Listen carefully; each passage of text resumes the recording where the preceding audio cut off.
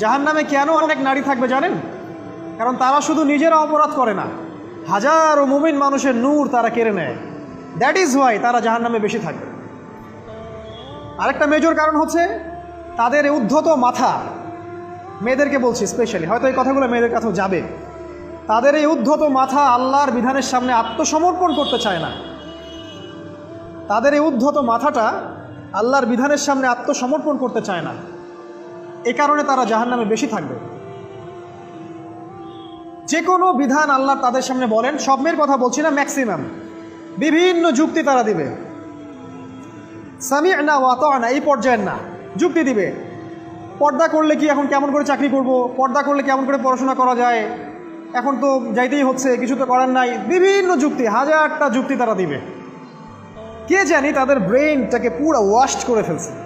রাসূল সাল্লাল্লাহু আলাইহি ওয়াসাল্লাম বলেছেন, দজ্জালের শেষ অনুসারী হবে এক শ্রেণীর নারী।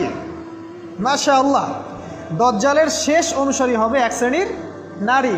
তাদেরকে ঘরে ইসলামিক অনুশাসনে রাখার জন্যে বাবা, ভাই, স্বামী শিকল দিয়ে বেঁধে রাখবে, তারপরেও তারা শিকল ছেড়ে বের হয়ে যাবে, আটকাতে পারবেন না, because of their mind is brain washed. এ কারণে দেখা যায় তাদেরকে যখন কোনো বিধানের কথা আপনি বলবেন, তাদের এই উদ্ধত মাথাটা আল্লাহর বিধানের সামনে অবনত হতে চায় না, বিভিন্ন যুক্তিতর্ক তারা দেয়। এই কারণেই তাদের সংখ্যাটা জাহান্নামে বেশি হবে। আরও কারণ আছে, রাসূল বলেছেন সারা জীবন তাদের জন্য করবেন। স্পেশালি তাদের উদ্দেশ্য করে বলছি যাদের অ্যাফেয়ার আছে। যতই করেন, যত কিছুই করেন না কেন, আপনি যদি তাকে ভোগবিলাস এবং পার্থিব সুখ শান্তি দিতে না পারেন, সে আপনাকে চিনবে না এক সময়। আপনি যদি আমাদের কথা বিশ্বাস না করেন, লিখে রাখতে পারেন। আর এমনিতে লিগ্যাল বৈবাহিক সম্পর্কেও সারা জীবন অনেক কিছু করবেন, হঠাৎ একদিন কোনো একটা কারণে ঝগড়া লেগে গেছে, তখন দেখবেন সে বলে বসবে, সারা জীবন তোমার কাছে কিছুই পেলাম। আমি নারীদেরকে ছোট করছি না, তাদের কিছু কিছু পয়েন্ট বলছি, এইসব কারণে তারা জাহান্নামে থাকবে। আমি একটু এই কথাটা না বললে জাস্টিস হবে না। রাসূল সাল্লাল্লাহু আলাইহি ওয়াসাল্লাম মেরাজে গিয়েছিলেন, আপনারা জানেন।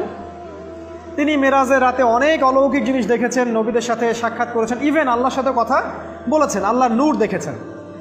এই সময় সবাই তাকে হাসি মুখে সম্বর্ধনা জানিয়েছিল।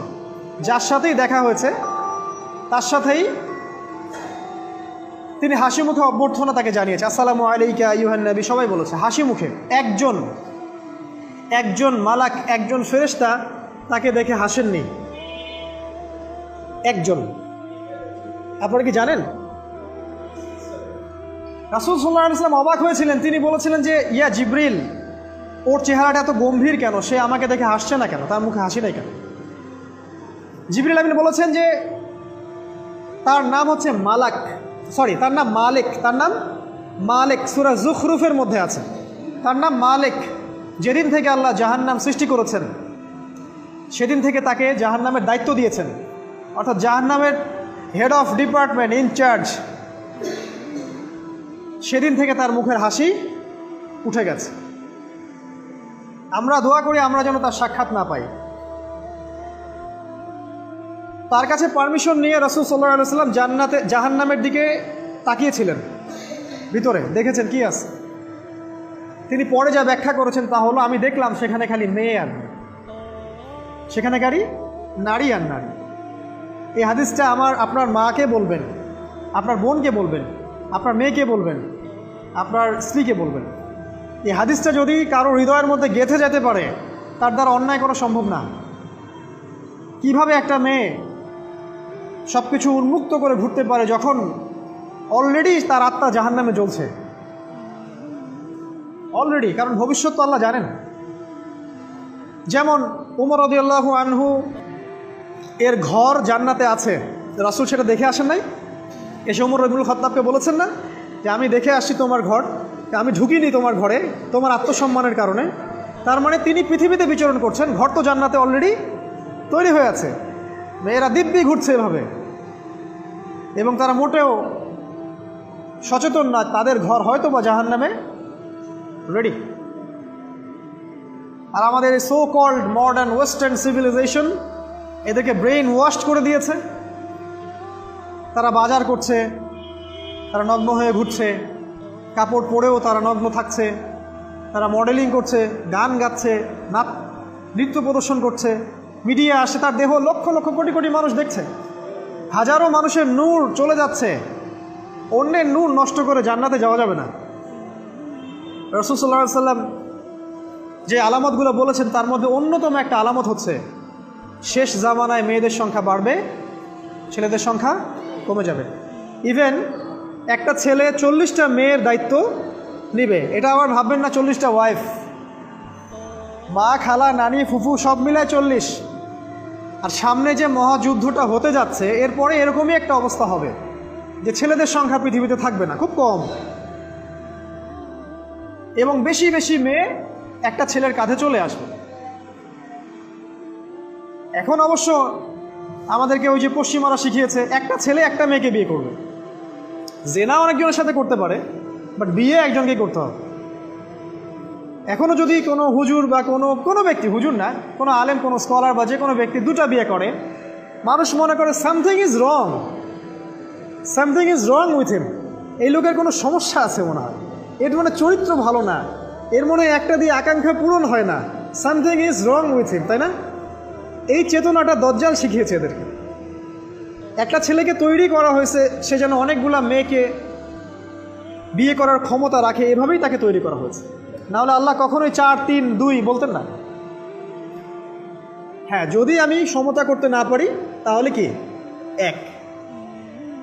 একটা কথা বলি, এই সাবজেক্টটা আপনাদেরকে হয়তো কেউ পড়ায় না। একটা বিয়ে করেও একটা ছেলে মিল্কেল ইয়ামিন রাখতে পারে। মিল্কেল ইয়ামিন মানে হচ্ছে দক্ষিণ হস্তের মালিক। মেয়েটাও জানবে আমি মিল্কেল ইয়ামিন, ছেলেও জানবে সে আমার মিল্কেল ইয়ামিন। এভাবেও একটা ছেলে একটা মেয়ে সিকিউরিটি, শেল্টার, ফুড সব কিছু পেতে পারে। এটা এখন উঠে গেছে, একটা সময় এগুলো ছিল। রাসূলুল্লাহ সাল্লাল্লাহু আলাইহি ওয়াসাল্লামের একটা ছেলে ইব্রাহিম, রাসূলের একজন ছেলে ইব্রাহিম কার গর্ভে জন্ম নিয়েছিলেন? কার গর্ভে জন্ম নিয়েছিলেন? রাসূলের জীবনী পড়তে হবে A to Z কয়েকবার, কমপক্ষে আর রাহিকুল মাখতুম বইটা পড়তে হবে। মারিয়া কিপ্তির গর্ভে জন্ম নিয়েছিলেন। মারিয়া কিপ্তি একজন দাসী। এই দাসী মানে কাজের মেয়ে না, এটাকে বলা হয় মিল্কেল ইয়ামিন, দক্ষিণ হস্ত। পারস্যের রাজা মিশরের রাজা দুজন দাসীকে রাসূল সাল্লাল্লাহু আলাইহি সাল্লামের কাছে উপহার দিয়েছিলেন। তার একজনকে রাসূল সাল্লাল্লাহু আলাইহি সাল্লাম নিজের করে নেন, বিয়ে করে নেন। তার গর্ভে জন্ম নিয়েছিল পুত্র ইব্রাহিম। এই সাবজেক্টটা আপনাদেরকে কে পড়াবে এখন? ইভেন এখন আলেম ওলামাও দুটো বিয়ে করতে ভয় পায়, মনে করে যে সমাজের মানুষ আমাকে কি বলে না বলে। সবচেয়ে বড় কথা হচ্ছে এই কাজ করার জন্য ব্যাকবোন শক্ত থাকা দরকার। ব্যাকবোন মানে মেরুদণ্ড, স্টিলের মতো, তাহলে এই কাজ করতে পারবেন। নারীর সংখ্যা যে বাড়বে, 40 গুণন 1 হবে, তখন এই 39টা মেয়ে কী করবে? এখনও সমাজের মধ্যে নারী পুরুষের অনুপাত 1:4, মানে প্রতি একজন ছেলের জন্য 4টা করে নারী ঘুরছে সমাজে। এটা তো স্ট্যাটিস্টিক, আপনি ইন্টারনেটে গেলেও দেখতে পারবেন। এবং পশ্চিমা কান্ট্রিগুলোতে এগুলো আরও অনেক বেশি, ওদের অনুপাতটা আরও অনেক বেশি। তাহলে এই বাকি মেয়েরা আসলে করবেটা কি? সবাই যদি একটা করে বিয়ে করে তাহলে বাকি মেয়েদের কি হবে? তারা কি পতিতালয়ের সম্পত্তি হবে? ওদের যৌন অধিকার নাই? ওরা শারীরিক, মানসিক, শেল্টার, ফুড, খাবার, পানীয় এগুলোর অধিকার রাখে না? এখানে নারীবাদীরা কি বলবে? সব নারীবাদী, এদেশের যত নারীবাদী আছে, সেকুলারিজম, এই নারীবাদীরা বেশিরভাগই দজ্জালের এজেন্ট। কিয়ামতের এভিডেন্স হচ্ছে নারীর সংখ্যা বাড়বে, পুরুষের সংখ্যা কমে যাবে। আরেকটা এভিডেন্স হচ্ছে নারী পুরুষের পোশাক পরবে, পুরুষ নারীর পোশাক পরবে। পোশাক মানে কি? জিন্স আর গেঞ্জি? হ্যাঁ, এটাও একটা ব্যাখ্যা। ঢাকায় তো জিন্স আর গেঞ্জি চলছে, টি শার্ট। এখানে অন্য একটা ব্যাপার আছে, আমি সেটা আপনাদেরকে আজকে বলছি। সেটা হলো, এটা শুধু এই পোশাক বলতে শুধু গায়ের পোশাক বোঝানো হয়নি। আল্লাহ বলেনি নারীরা তোমাদের পোশাক, তোমরা নারীদের পোশাক। তার মানে কি? না, এটা নারী, এটা আমার ওয়াইফ। নো, কোরআনের আয়াত এবং হাদিসের আয়াতগুলো দুই রকম। মুহকামাত যেগুলো স্পষ্ট, মুতাশাবিহাত যেগুলো অস্পষ্ট। যেগুলোকে তাউইল ব্যাখ্যা করতে হয়। আর তাউইল কারা করবে? যাদেরকে আল্লাহ জ্ঞান দিয়েছেন তারা করবে, সবাই করবে না। তাউইল করার পরেও তারা বলবে আল্লাহই ভালো জানেন। এই জন্য আমি বলছি আল্লাহই ভালো জানেন, কিন্তু আমার ব্যাখ্যা হচ্ছে যে এখানে পোশাক বলতে বোঝানো হয়েছে যে মেয়েরা সামাজিক, অর্থনৈতিক, রাজনৈতিক সমস্ত ক্ষেত্রে ছেলেদের নেতৃত্বের আসন নিয়ে নিবে। You are agree with me? আমার সাথে এগ্রি করেন? পরিবার, সমাজ, রাষ্ট্র সব জায়গায় they will play the functional role of male in society. তারা সমাজে পুরুষের ফাংশনাল রোলটা প্লে করবে, আর পুরুষ নারীর জায়গায় চলে আসবে। ওই যে পিছনে গিয়ে ইয়েস স্যার সামিয়ানা ও আতোয়ানা, এই হবে অবস্থা। এগুলো কি আমরা দেখতে পাচ্ছি? ব্যাখ্যা করার দরকার নেই, তবে একটা হাদিস না বললে ইলমের জাস্টিস হবে না। সেটা হলো আল্লাহ রাসূল সাল্লাল্লাহু আলাইহি সাল্লাম বলেছেন, কোনো কওম ততক্ষণ পর্যন্ত সফল হতে পারে না যতক্ষণ পর্যন্ত তাদের নেতৃত্ব দিবে একজন নারী। হাদিস কি আছে এটা, নাকি বানাই বললাম? তাদেরকে বুখারী খুলে দেখতে বলেন। কোনো কওম, আর রাসূল যখন একটা কথা বলেছেন তার মানে পৃথিবী উল্টে গেলেও কথাটা সত্য হবে, কিছুই করার নাই। এই কারণে পশ্চিমারা এখন খুব ভয় পাচ্ছে, কারণ রাসূল সাল্লাল্লাহু আলাইহি ওয়াসাল্লামের অনেক ভবিষ্যৎবাণী আছে কিয়ামত সম্পর্কে। ওরাও এখন খুব ভয় পাচ্ছে, ওভার কনসিয়াস যে এগুলো তো হতেই পারে। এটাকে ঠেকানোর যত পদ্ধতি তারা অবলম্বন করছে, কিন্তু লাভ হবে না। প্রতিটা ইস্যু ওদের বিপর্যয় ডেকে আনবে।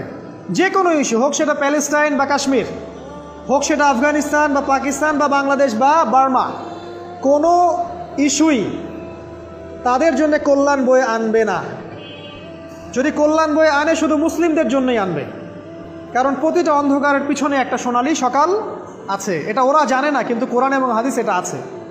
অতএব কেউ ধৈর্যহারা হবেন না, ধৈর্যহারা হবেন না, এবং অধৈর্য হয়ে কোনো ইনিশিয়েটিভ নেবেন না, এমন কোনো ইনিশিয়েটিভ নেবেন না যার কারণে উম্মার ক্ষতি হয়। কারণ সামনে যে সময়টা আসছে এটা আমাদের বিজয়ের সময়, ওদের বিজয়ের সময় নয়। All you have to do, আপনাকে শুধু এতটুকু করতে হবে, জাস্ট বি প্রিপেয়ার ইউরসেলফ। নিজের প্রস্তুতি নিজে নেওয়া শুরু করে, কারো দিকে দেখার দরকার নেই। এবং অবশ্যই collectively as a Umma, as a nation, কিয়ামতের আলামত হচ্ছে নারীর সংখ্যা বাড়বে, পুরুষের সংখ্যা কমবে। নারীরা পুরুষের পোশাক পরবে, পুরুষরা নারীর পোশাক পরবে। পোশাক মানে সোসাইটির ফাংশনাল রোল। মানুষ হালাল হারামের বিবেচনা করবে না। মানুষ জেনা করবে, জেনাকে জেনা মনে করবে না। মানুষ মদ খাবে, মানুষ মদকে মদ মনে করবে না।